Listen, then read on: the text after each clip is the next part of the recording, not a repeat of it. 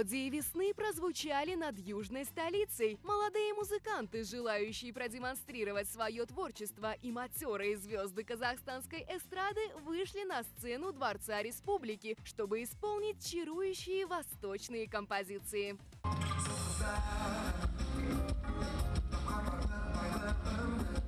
Праздник музыки Бахар Наваси с успехом проходит уже третий год подряд, не оставляя в зале ни единого свободного места. По словам организатора концерта Раима Хамраева, выступление на тоях – это, конечно же, хорошо, но душа артистов требует большой сцены, бурных оваций и рукоплесканий. Проводя концерты, мы даем возможность молодым исполнителям, начинающим, средним, за рекомендацию почувствовать, что такое сцена Дворца Республики. Потому что, по большей части, это не секрет, многие работаем там целый год на частных мероприятиях, на сцену нету возможности выходить. Вот эту возможность мы предоставляем. В этом году Бахар Наваси приурочен к 20-летию Ассамблеи народа Казахстана. Не зря ведь говорят, что музыка имеет силу объединять нации и культуры. Так и в этот день, забыв про этническую принадлежность, ценители качественной музыки погрузились в удивительную атмосферу безудержных танцев, искрометного юмора и, конечно же, зажигательных мелодий. Словом, Бахар Наваси поставил жирную точку в ушедшей весне и подготовил зрителей к знойному лету.